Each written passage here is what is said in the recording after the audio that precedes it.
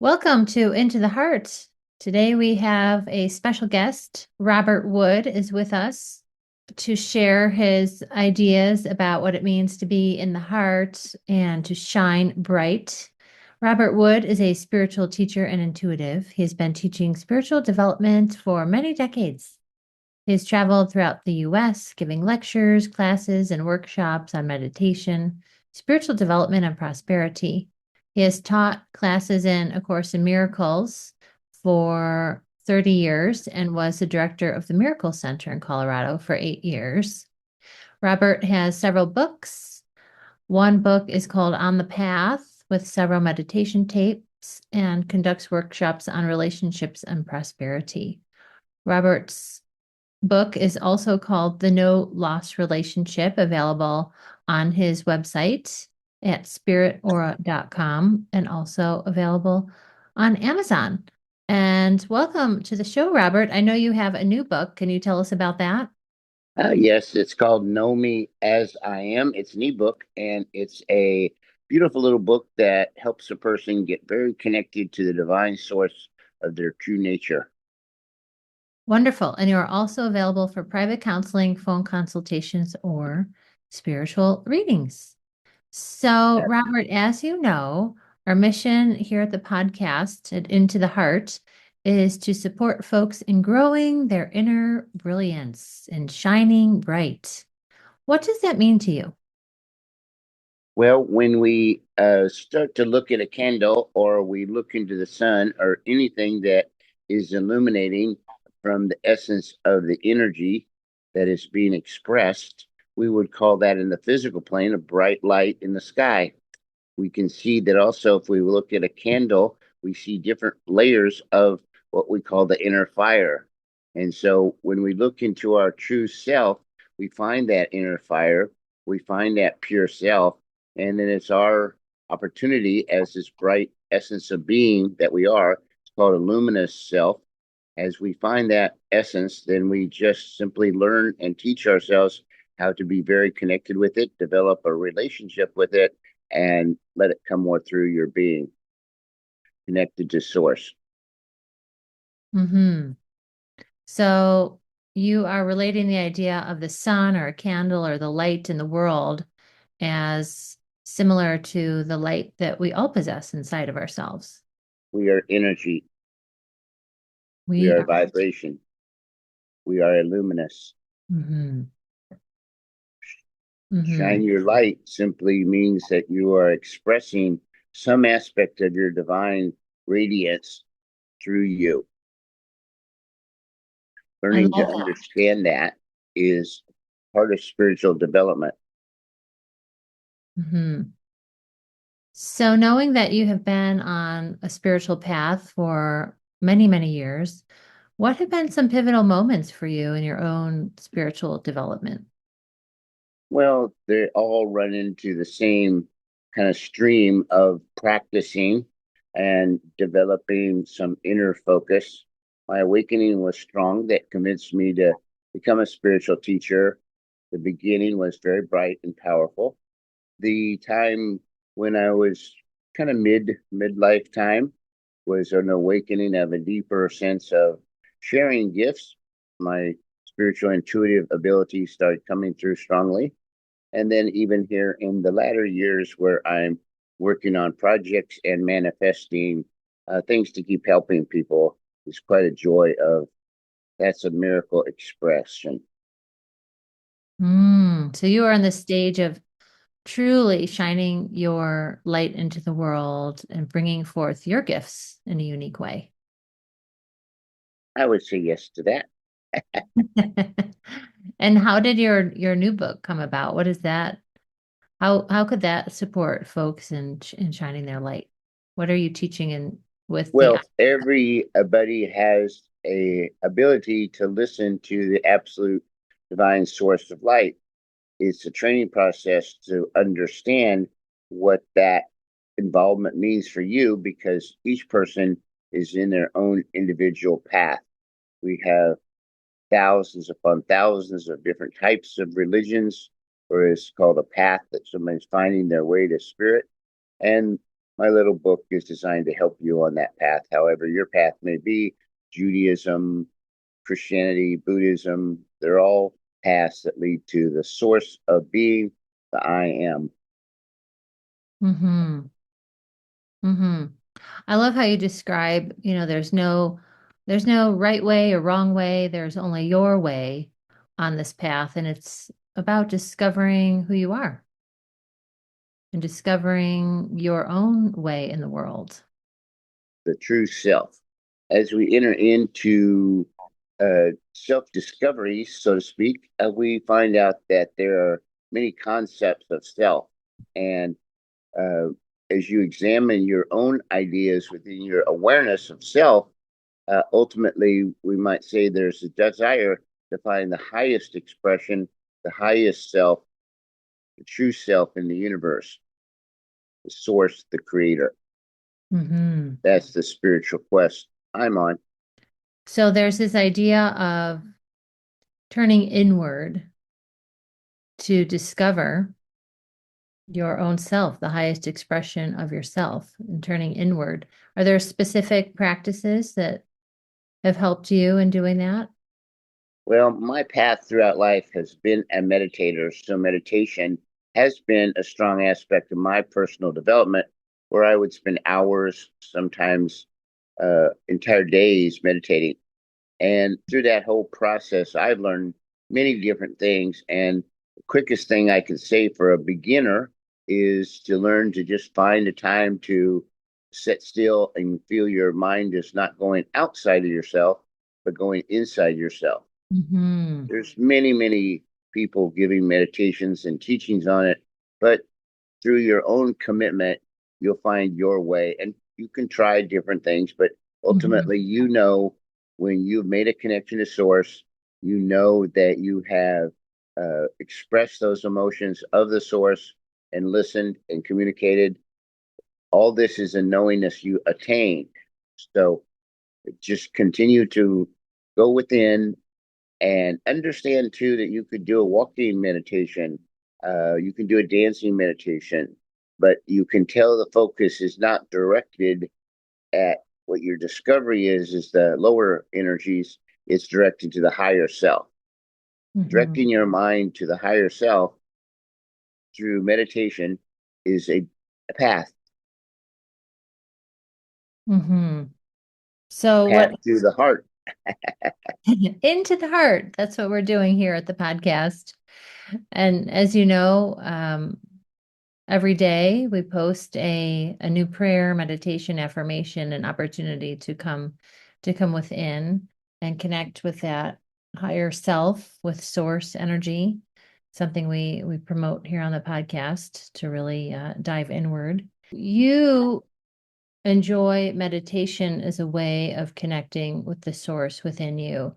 For somebody who is kind of new to the path here, or maybe just beginning their spiritual journey, their spiritual path, what does that mean to connect to source?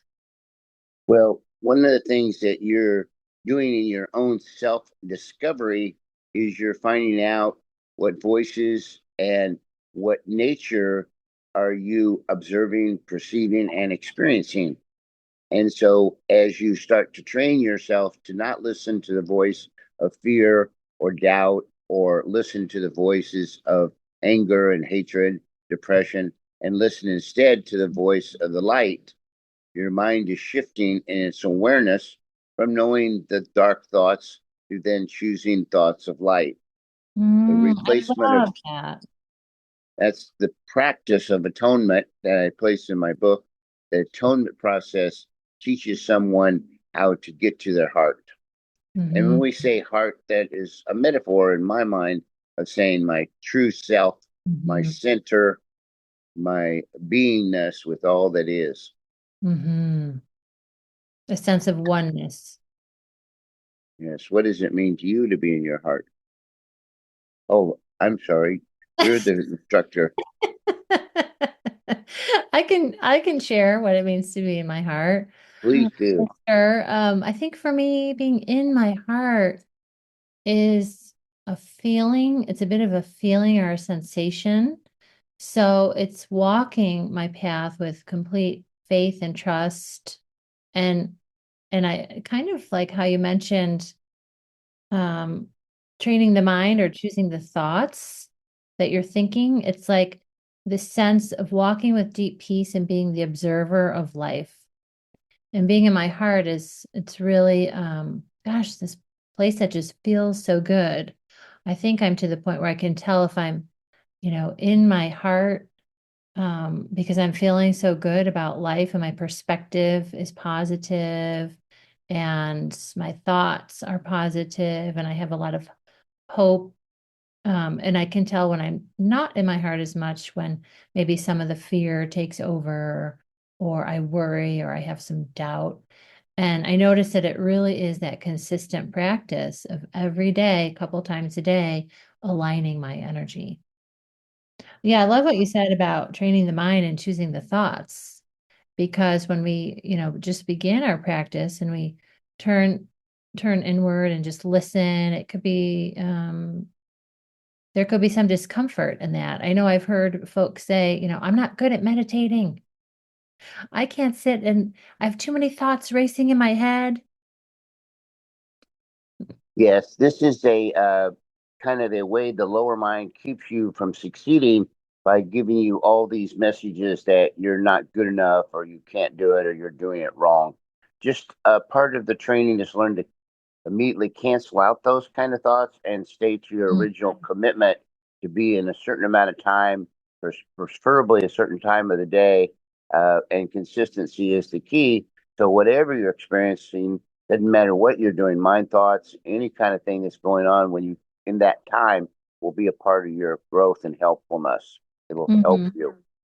So just keep recognizing the lower mind would like to convince you not to meditate, and then you can stay outer directed, or the inner higher mind would like to pull you more within. Mm. So you're talking about a lower mind and a higher mind. That's terminology to say that there are types of thoughts, just like there's types of energy, just like there's different types of people. The Mhm. differences of these energies of the consciousness is something we're training ourselves how to be in the highest consciousness. And then we call it the lower consciousness, relates to more density of thought and physical form. And all form, whatever is seemed to be a separated form, is fear, which is darkness, which is lower. The Mhm. lightness is the essence of what we say, like the sunlight, the radiance of the inner light. We're discovering more and more as we practice. Mhm. Mhm. So let's say that let's give a situation. Let's come up with a scenario here. So we imagine a person. We'll just make up a person. Let's say that there's a person out in the world who, is going to a job every day that they complain about. They're going to a job every day that they complain about. They complain about their job, they complain about the people, they complain about the pay. There's a sense of maybe not feeling appreciated for the work or who they are. And so they have these thoughts that kind of just come up, throughout their whole day. What would you say would be the problem with that? And how could that be shifted? Well, maybe you wouldn't say it's a problem. We would prefer to say it's a state of mind. It's Mm, a mind statement or the way the mind is operating from. It's a mechanical kind of consciousness that the lower mind is operating with. Escaping it is always the spiritual journey. So when you understand you are escaping the lower mind of fear and going into the mind of wholeness and joy and love and peace, and following that willfulness is that the training we've been talking about here. Ooh, escaping the lower mind. And one of our favorite, my favorite movies was The Matrix, which was similarly trying to explain how we try to escape out of a type of programming, Mm, I need how to the watch. mind becomes programmed. The mind becomes programmed. So it's about noticing the programming and choosing to step out of it. Retrain the mind. retrain the mind Mm. into the heart, Into the heart. into source. Into source. How beautiful. I am. So, in addition to meditation, some other things that we could do would be visualization, prayer, walking in nature, being in a community that is practicing ideas to train the mind. What other examples could be helpful with this? Well, each person needs to find that out for themselves, I believe, because the journey of commitment starts with what we've been explaining, and then from there, you will be instructed what is you might be Mhm. instructed to be more involved in reading scripture, or you might be instructed into different types of chanting. Some Mhm. people are instructed in to just go out and be a service to other people in the world, some less fortunate poor people. Each Mhm. person will find the instructions they need when they connect with source to live in that higher energy of the heart that we're brightly shining, that we're committed to learn how to be. And that would be the intuition. Intuition is an aspect, looks listening into it, into it, Ooh. into the oneness. Oh, I love that. Into it. I love that. That's something that I'll remember for sure. So this month at the podcast, our focus is on self-love. Self-love is the theme for our daily prayers, meditations, and affirmations. Um, what does self-love mean to you, and how does that relate to what we're talking about? Well, we started this conversation off with the idea that there's many selves, and that as we recognize that there's these different aspects of ourself, and each different aspect of ourself is learning to be trained to go to the divine, to go to source, and then the source is simply a self, the true self, the holy self, Mm-hmm. the God self, whatever words you describe it. Mm-hmm. You trained your mind to be into the heart. Mm-hmm. Mm-hmm. So you're saying that the idea of self-love is a daily, consistent practice of connecting with your true self, with with source energy. Well said. Thank you.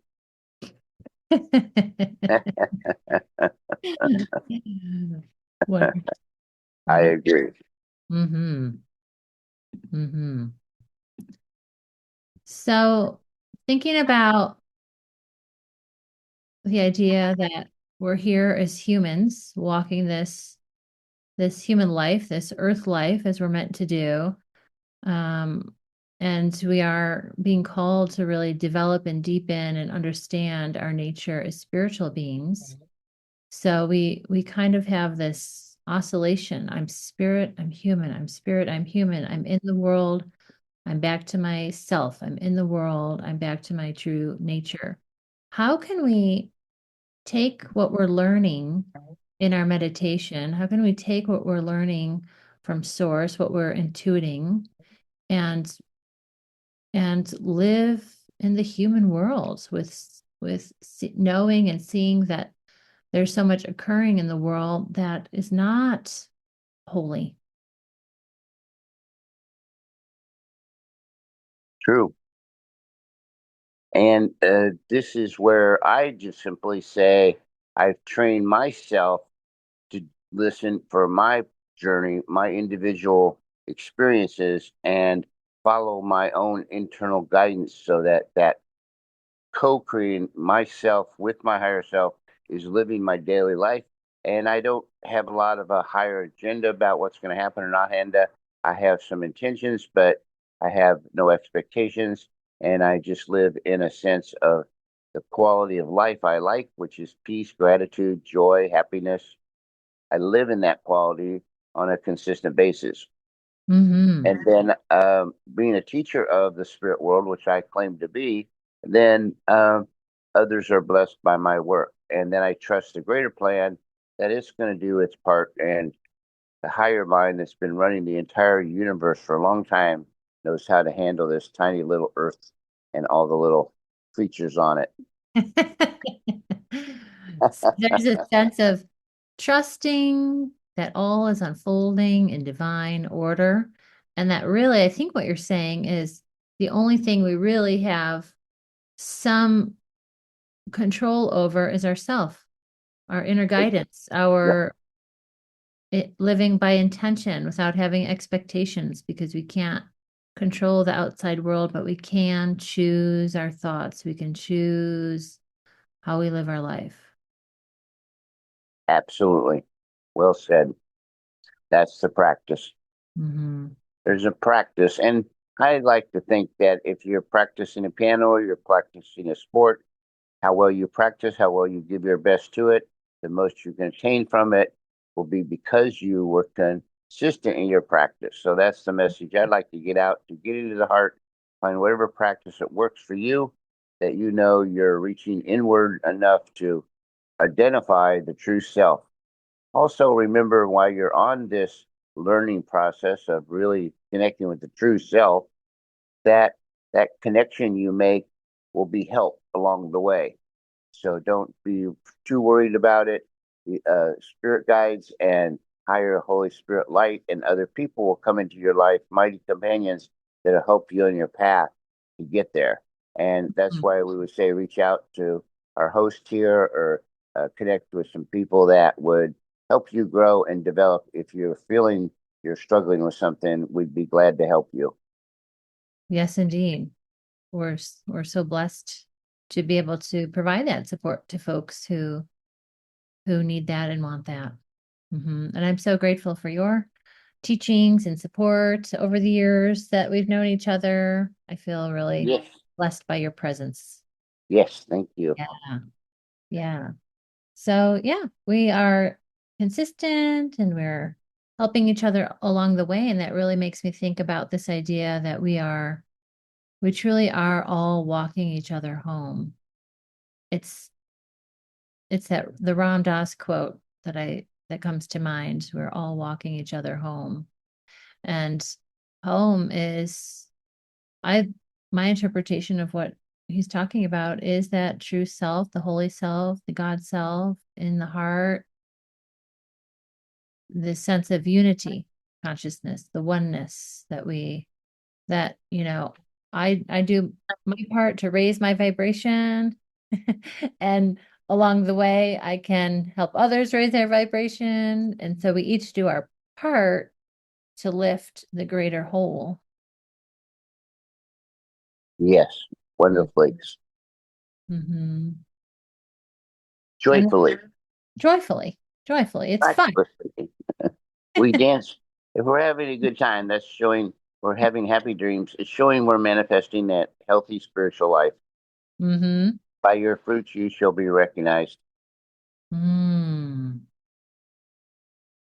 Mm-hmm. So the more joy we feel and experience in life, that is showing us we're on the right path. We're headed in the right direction. Exactly. Mm-hmm. And this is where many people going into the heart uh, find themselves just really directing the experience of the joy, the experience of the deep love feelings that you start to really cultivate and feel strongly connected to, more so than outer objects and outer circumstances and the properties. Just let some of that go a little bit more and concentrate on a quality of energy, a quality of being. Mm-hmm. It's really going to stand out for you. Mm. Oh, I love that. And that kind of brings me back to the example that I gave you of, the person who goes to a job that they complain about.